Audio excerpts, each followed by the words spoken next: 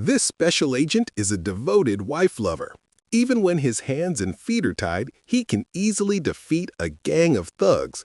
But the moment he hears that his wife has gone to Thailand without him, his eyes immediately fill with tears. Standing in the cold wind, he becomes pitiful, leaning in his colleague's arms in sorrow. The man's name is Do-hoon. His sadness comes from the fact that his wife, Yura, didn't simply go on a trip, it was a runaway. The day he was on a mission happened to be their 10th wedding anniversary. They had agreed to travel to Thailand together, but Do-hoon had to complete his mission and failed to show up. In anger, Yura flew to Thailand alone. While she was gone, the house became a total mess, like a garbage dump. When the day of her return finally came, Do-hoon begged his family to help him tidy up and repair his relationship with Yura. To be fair, throughout his life, Do-hoon had stood Yura up at several important moments. Because he can't reveal his identity as a secret agent and he cannot refuse urgent missions, he received calls for assignments even on the day Yura gave birth and during their daughter's first birthday celebration. To get her forgiveness, he could only come up with elaborate lies again and again. During their 10 years of marriage, Yura gradually got used to Do-hoon breaking promises. No matter how important the occasion was, she would force herself to understand. Do-hoon's father and his brother's family also knew that Yura, the eldest daughter-in-law, was always generous and rarely held grudges over broken plans. But this time, why did she suddenly run away? The three of them tried guessing, came up with nothing, so they split up and started cleaning the house. Meanwhile, dark clouds gathered in the distance and thunder roared. Inside a shaking airplane returning from Thailand was Yura. The air turbulence before the storm shook the plane violently. Passengers screamed and panicked. But Yura calmly read a magazine, showing incredible composure. At the airport, Do-hoon rushed to her with flowers, smiling desperately and apologizing nonstop. But Yura's expression stayed ice cold. Even with sunglasses on, he could feel the anger burning behind the lenses. On the drive home, Do-hoon cautiously monitored Yura's mood while bragging that he had kept the house spotless, never ordered delivery, cooked every meal himself, and even braided their daughter's hair. Yura instantly knew he was lying and refused to respond. Suddenly, she brought up Director Oh, urging Do-hoon to arrange a meeting. Director Oh was the same evil boss who always summoned him to work on every important family day. After shouldering blame for 10 years, Yura finally couldn't endure it. She wanted to meet this person and demand to know why they were destroying her family. Do-hoon panicked and begged her to calm down, but this time Yura would not. She forced Do-hoon out of the car, took the driver's seat, and left him standing on the roadside. Yura drove near the kindergarten and, while waiting for their daughter to get out of school, called her father-in-law. He had already cleaned the entire house. He answered the video call cheerfully, welcomed her home, and even reminded Yura not to forgive that brat Do-hoon too easily. After the call, their daughter came out, happily throwing herself into Yura's arms. On the way home, the girl eagerly shared her feelings about love. She repeated her father's claim that it was Yura who crazily pursued him back then, which led them to marriage. Yura scoffed. Do-hoon always exaggerated to make himself look better. Just then, Do-hoon called. Still furious, Yura hung up and decided to take their daughter out to dinner and talk about love instead. Seeing her ignore the call, Do-hoon sighed and walked into the back of a nearby cafe. From the outside, it looked like a cozy cafe for young professionals, but inside was a massive office full of cold metallic design with only a few people working. Do-hoon asked his colleague, Young Jin, who told him everyone else was out on field duty, including Director Oh.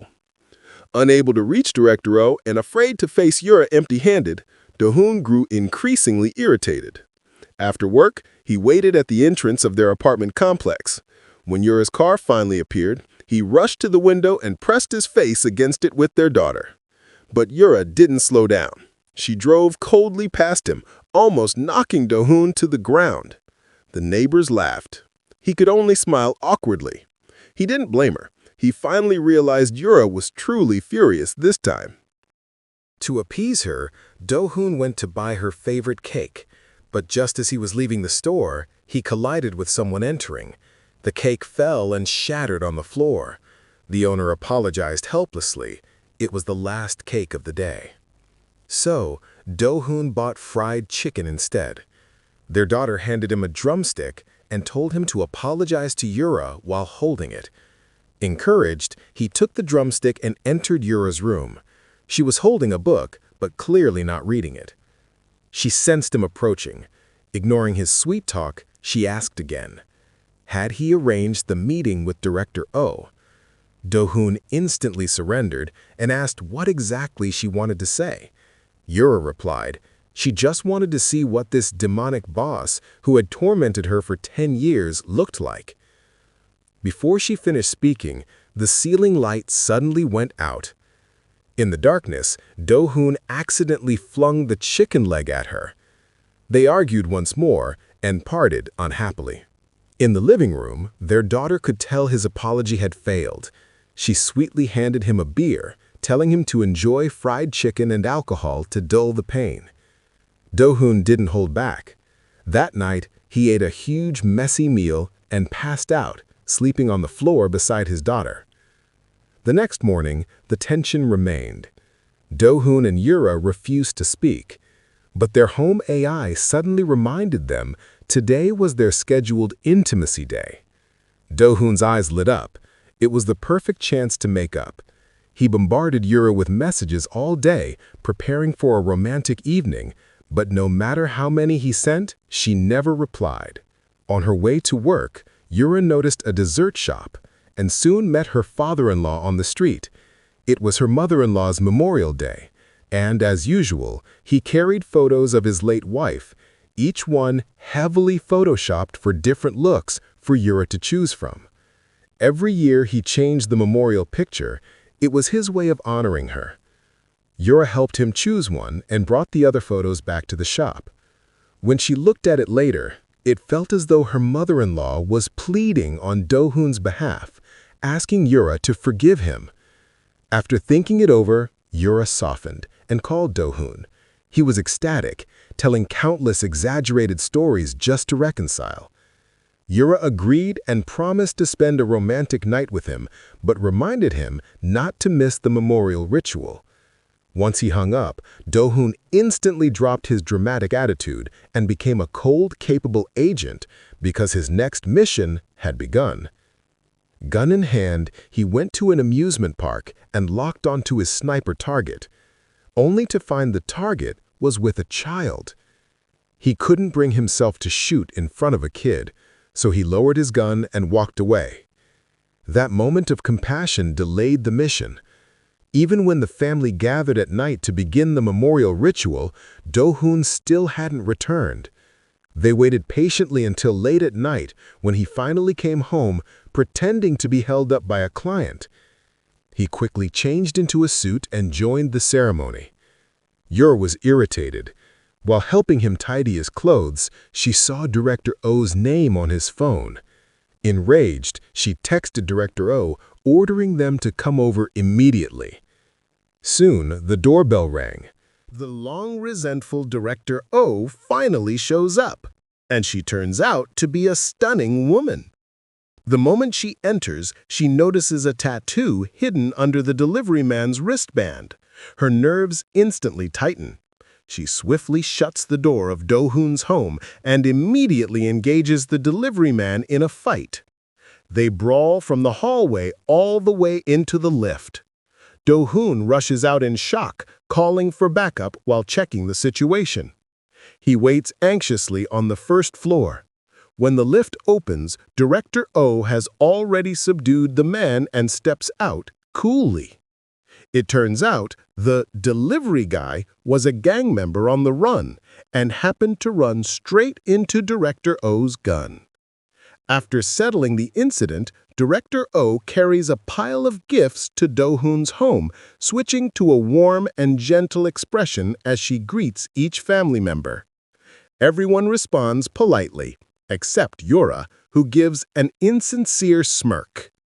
Yura asks why Director O suddenly brought gifts. Does she have some motive?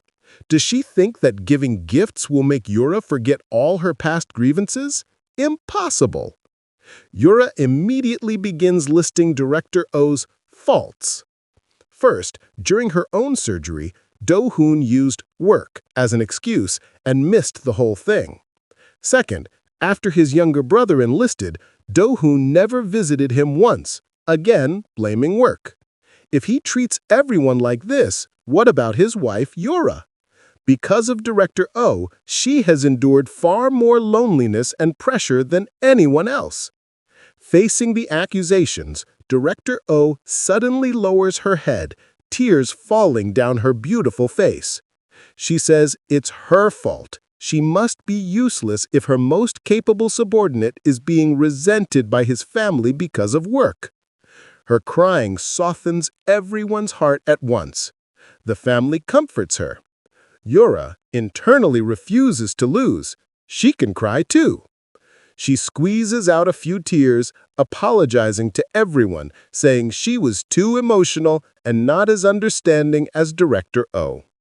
The moment she speaks, the entire family switches sides and begins comforting Yura instead. Finally, Do-hoon's father slams the table and tells them both to stop crying and focus on completing the family memorial ceremony. Everyone immediately switches to the drinking and karaoke phase. By the end of the night, both Yura and Director O are drunk. After the So couple send Director O off, she instantly snaps back into her cold, professional self inside the car. She still remembers the gang member she caught tonight and plans to take down the rest of the group. Back home, Do-hoon eagerly closes the bedroom door, ready to resume the plan he and Yura agreed on. But their daughter bursts in, crying, saying her confession failed again. Having suffered a second heartbreak, she squeezes between them for comfort. Do-hoon's romantic plan collapses. But he doesn't give up. The next morning, after dropping his daughter at school, he turns to Yura, insisting they continue the plan today. He even picked out a name for their second child in advance. He throws a dramatic tantrum outside the school to pressure her into agreeing. Yura, embarrassed, finally gives in. Meanwhile, though Director O only paid a short visit, the impact lingered. The next day, she begins showering the family with even more benefits. She books the sister-in-law's preferred postpartum care center. She arranges a job interview for the younger brother. She gifts Do-hoon's father a travel package for an overseas trip. Director O calls him, informing him that the hotel abroad is already booked. After hanging up, she switches back into her cold, professional mode. Yura remains unaware of all this. Today, Do-hoon receives a new assignment. He spends the entire day tailing a suspect involved in illegal loans. It's the day the suspect meets his accomplice. He follows him until nightfall before finally returning home, excited about their date. To make sure nothing interrupts them, he sends their daughter to his father's house for the night. He heads to Yura's dessert shop happily. The table is filled with food, though Yura isn't off work yet. He urges her to hurry home, but Yura stays calm, planning a family road trip. Do-hoon, hyperactive like he took an energy shot, keeps circling around her. Finally, Yura trams off the shop lights, and Do-hoon lifts her into a princess carry, rushing home.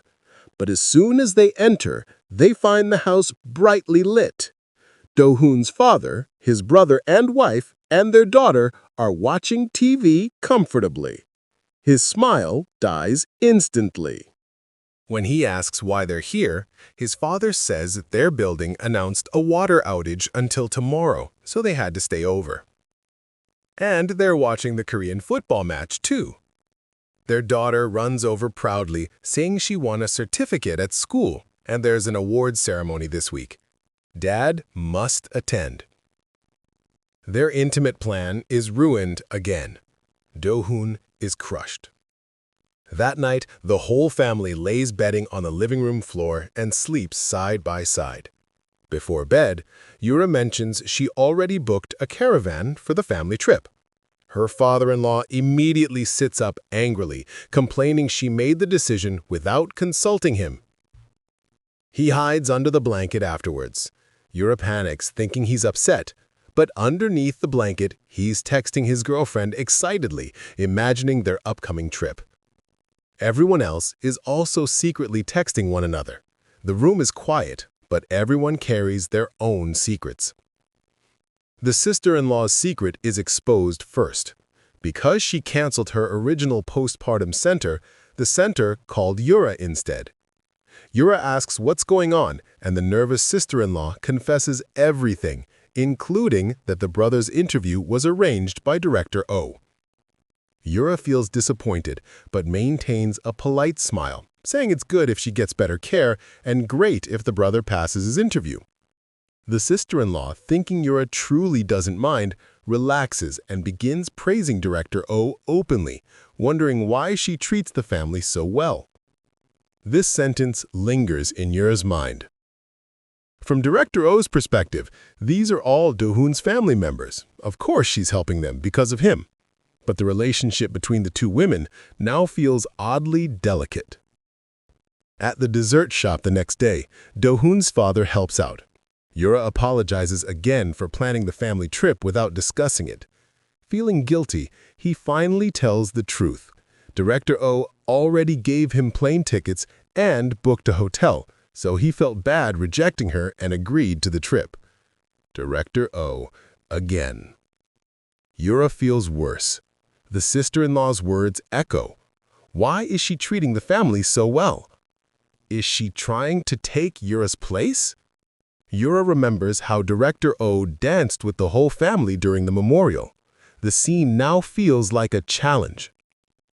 Soon after, a customer picking up an order mentions they were recommended by Director O. Yura's smile turns cold. The joy of working instantly disappears.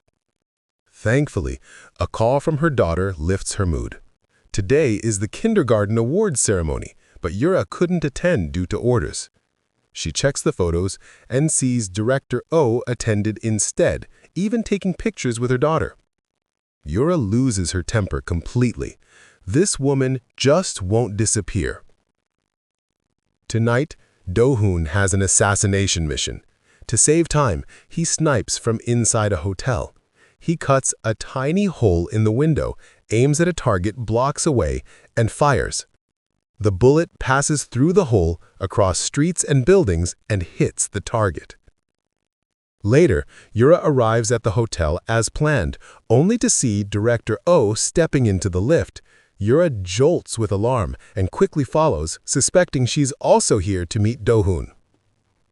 End of episode. Don't forget to like, comment, share with friends, and subscribe to the channel. I will be back with the rest of the story soon.